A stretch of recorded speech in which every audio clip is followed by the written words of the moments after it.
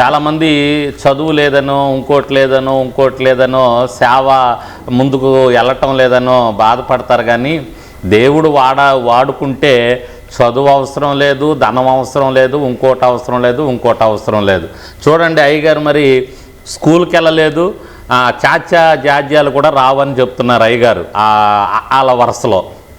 అటువంటి అయ్యగారిని దేవుడు చూడండి ఎంత గొప్పగా వాడుకుంటున్నాడో. ఆయన చేతి నుంచి, ఆయన కలం నుంచి, ఆయన హృదయంలో నుంచి దేవుడిచ్చినటువంటి పాటలు నేటి దినాన ప్రపంచవ్యాప్తంగా క్రైస్తవులు పాడుకుంటున్నారు. ఆ గొప్ప సేవ జరిగిస్తూ ముందుకెళ్తా ఉన్నారు. దేవునికి మహిమ కలుగును గాక.